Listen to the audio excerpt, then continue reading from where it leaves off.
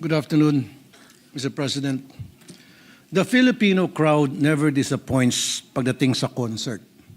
Panalo talaga ang Pinoy crowd. Kaso, bukod sa hassle, pagpunta at paalis ng venue, di labong mas mahal ang bentahan ng concert tickets dito sa atin. Tulad na lamang nitong Blackpink concert, itong nakarang weekend, Sabado at Linggo. Talamak yung naging bentahan ng napakamahal na ticket na nanggagaling sa mga scalper. Example na lang sa VIP seats. Nang isang upuan ay supposed to be 19,000 pesos, pero ang bentahan ay nagiging 60,000 pesos. Yung general admission na supposed to be 3,000, binibenta ng 6,000 pesos. Ano po ang ginagawa ng DTI tungkol sa napakatagal ng problemang ito na ginagawang negosyo ng mga scalper, itong mga fans ng mga concert favorites? Bakit po hindi na-address itong issue nito, Mr. President? Sangayon po ako at talagang talamak na itong scalping na tinatawag na marami talaga nagagoyo sa napakatataas na presyo. Ang sabi ng DTI, at hindi ako sangayon sa paghuhugas kamay, pero ang sabi nila, hindi daw nila magagawa ng paraan kasi customer to customer. Wala daw kinalaman sa business to customer. So they're not protected by the Consumer Act. Palagay ko, kinakailangan imbestigahan ito at gawan ng paraan kasi talamak na nga. Customer to customer, what does it mean? Kasi ang ticket binibili sa SM, ticketing office. So they're not being purchased.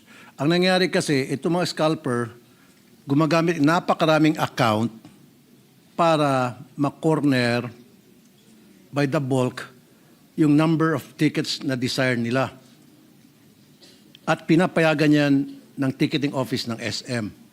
Wala bang way na ginagawa kayo monitoring to ensure na hindi dapat mangyari ito? Halimbawa sa ibang bansa, let's say sa Indonesia, pag ikaw ay pumasok sa concert, bumili ka ng ticket, of course, to credit card, ipapakita mo yung ticket mo, magpapakita ka ng ID, dapat yung ticket mo, nandun yung credit card number mo, at yung ID mo tumutugma. Dahil kapag hindi ka papasukin. In this way, totally ma-eliminate na natin yung mga scalpers. Madam President, Mr. President and Tama Madam po. Sponsor. Mr. President, that is correct. And the constraint is really in the law itself kung pwede natin amyendahan. Kasi right now, nakalimita siya sa business to consumer. Yung nanggogoyo o nag-overprice o substandard ang binibenta ng mga negosyo at binibenta sa consumer. In this case, whether online or in person, it's one consumer who bought the ticket and someone who's willing to buy it at a much higher price. So ang gusto sana ng DTI, at tumihingi sila ng tulong natin, na pwedeng palawakin itong consumer rights natin ngayon at isama na itong panggogoyo na consumer to consumer. Okay, what about kung makipag-coordinate ang DTI, Mr. President, Madam Sponsor, sa DICT para matrack down yung mga gumagamit ng napakaraming account at bumibili ng by the bulk ng mga concert tickets? Yes, tama po yan. And I'm actually encouraging them na makipag-MOA na nga sa DICT para matrack ito. Kasi pareho silang binigyan ng responsibilidad ng digital surveillance and tracking. At meron naman silang opisina, yung Fair Trade Enforcement Bureau, kung sana makipag-usap sila sa DICT para matigil itong talamak na mga pangyayari. So hanggat hindi tayo gagawa ng legislation ukol dito, Mr. President, Madam Sponsor, happy-happy palagi ang mga scalpers. Nako, hindi po pwede yan. Ang pinipilit ko nga sa kanila na magkaroon na ng MOA with DICT. At together, kahit wala pa yung batas, kaya na nilang i-track ito at gamitin na nila yung e-transactions, yung e-commerce, internet transactions, digital surveillance, lahat yan. Yes. Pwede naman gamitin yung mga batas na yan. Talaga, thank you po, Madam Sponsor, for that answer. So when will this happen? Next decade? Kasi napakatagal na po nito eh. Matanda na tayo by the next decade, hindi Baka dapat. wala na tayong lahat dito, buhay pa rin mga scalpers. At Ama sasabihin po. ng DTI, gagawa namin ng paraan. O, With the gawan na permission of ninyo ng Senator paraan, sana. Rafi, with your permission and the sponsor. Yes, Mr. Unfortunately, wala po tayong Anti-Scalping Act. Ano? There were attempts in the past to legislate, pero wala, nothing has come out of it. Ang applicable lang na law dito yung Consumer Act of the Philippines. Ano? Please correct me if I'm wrong, DTI. Pero yun lang ang pwedeng i-apply. Pero malayo pa rin doon sa anti-scalping law. I think we should file a bill that should deal with the scalpers. Thank you, Mr. President. Yes, definitely. I'll talk to my legis team and draft a bill pertaining to that, the anti-scalping. Maraming salamat, Mr. President. At talaga, i-fast track na natin yan. Pero habang wala pang batas, tulad nga ng sinabi ni Senator Tulfo, hindi naman tayo makapag-intay. Magmawa na muna sila sa lahat ng kinauukulan, katulad ng DICT. Okay, maganda po yan. Magmawa na muna. For the meantime, gawa ng paraan para nang sa gayon. Hindi naman naisahan yung mga bumibili ng concert tickets. Okay, now, bakit po dito sa Pilipinas ang mahal ng mga concert tickets? Halimbawa na lang sa Blackpink, yung VIP, yung SRP na sample lang po to hindi ako nanood. I'm too old for this. Hindi ako nanood dito. Pero magagaling. They're good, I've heard they're good, they're pretty, they're good answers and stuff like that. But anyway, let's get to the topic now. VIP concert ng Blackpink sa Korea. Ito na ba yan? Sa Korea ay 11,000 pesos. Iko-convert mo na to sa pera natin. Pero bakit pagdating sa Pilipinas, 19,500 pesos ang SRP? Even sa ibang mga concerts, ikukumpara mo sa ibang bansa, yung bentahan ng ticket nila doon at bentahan ng ticket natin doon, same group, same seating arrangements. Bakit mas mahal sa Pilipinas palagi? Mr. President, Well, na-monitor po ba yan ng ating DTI? Ubod ng mahal talaga, subalit yun nga, ang alam natin kung Koreano, syempre mas mura dun sa bansa nila. Gayun pa man, maaring titignan at imbestigahan rin nila yung mga concert organizers. Baka labis-labis naman ang kinikita, isa yon.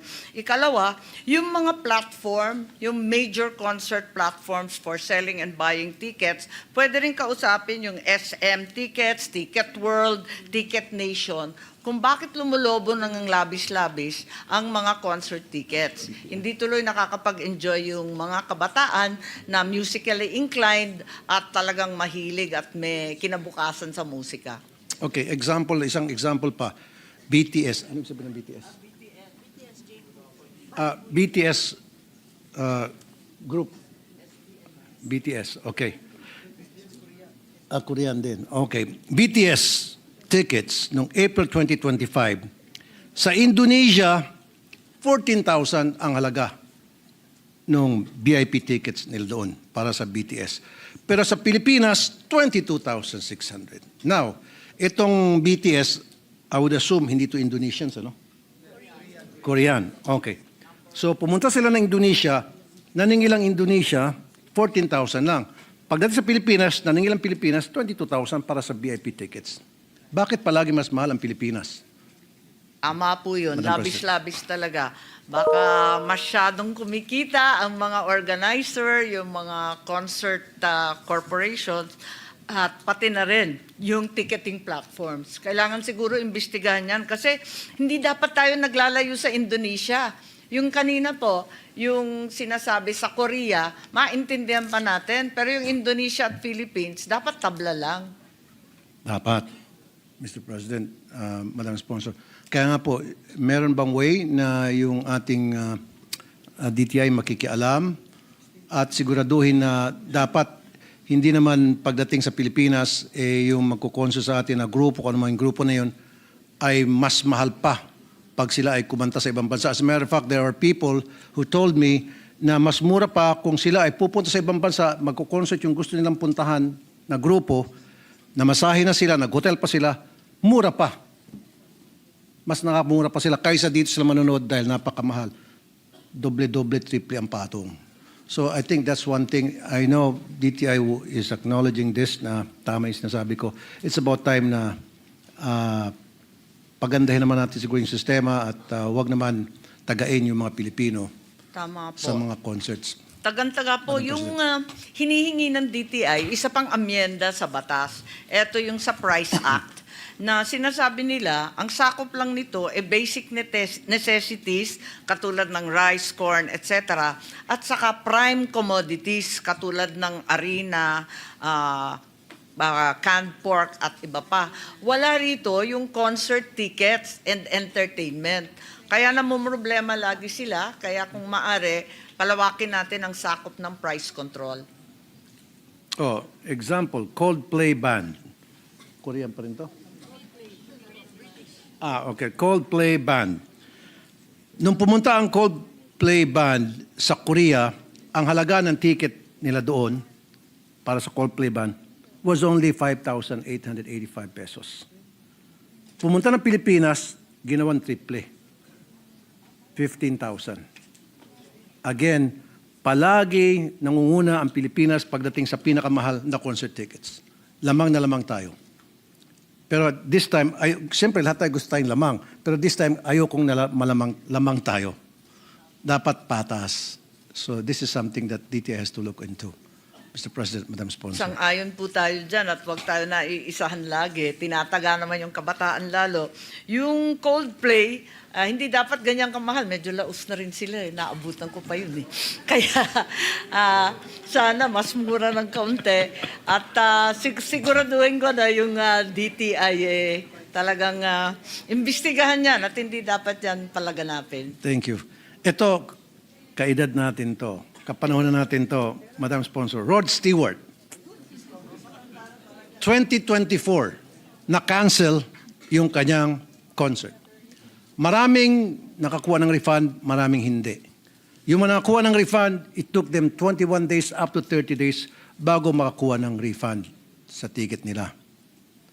Now, paano natin habulin itong mga hindi nag-refund na sa tamang oras at hindi talaga nag-refund at all ng mga concert tickets na hindi naman natuloy yung concert?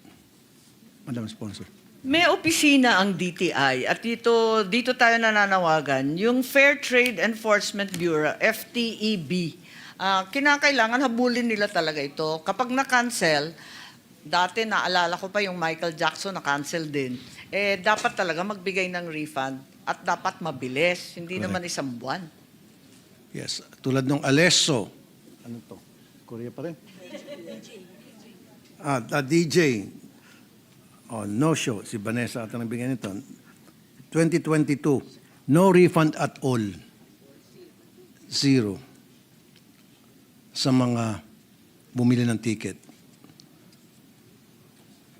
Now, Madam Sponsor, Mr. Sana President. nare-report yan dun sa Fair Trade na bureau nila ng DTI. Kasi kinakailangan imbestigahan yan. Hindi naman dapat yung ganyan. Okay. Last na naman po. So, doon po sa akin suggestion, mag-agree ba sa akin ng DTI tulad ng ginagawa sa Indonesia, if you buy a ticket online, of course, you're using your credit card or, credit card. Or ano pa yung isang card?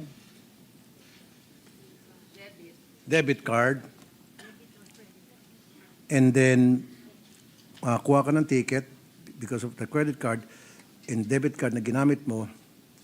Pag pupunta ka sa concert venue, ima-match up nila, ibabangga nila sa ticket na nakalagay yung credit card mo doon sa hawak-hawak mong ID at mukha mo. Kapag hindi tumutugma yung ID na dala mo at saka yung ticket na ginamitan ng credit card, hindi ka makakapasok. Can we not do that? Palagay ko pwedeng pag-aralan yan kasi magandang safeguard din yan. Yun nga lang, syempre, kapag binili ng barkada at rinegalo para sa birthday o di kaya yung magulang ang nagpagamit ng credit card, doon na lang siguro yung mga sitwasyon na hindi magmamatch sa ID yung nagbayad. Okay, sige. Dapat may maliwanag na paliwanag. Pero kailangan siguro pag-aralan natin yan. Tama Madam po. President, Mr. President, Madam Sponsor. Yun lang po. Maraming salamat po, Madam Sponsor, Mr. President. Thank you very much. These are very useful safeguards and amendments that we can keep in mind. Sana sa susunod na budget hearing ng DTI, mas na-actionan na itong mga scalping at iba pang online scam. Salamat po. Thank you.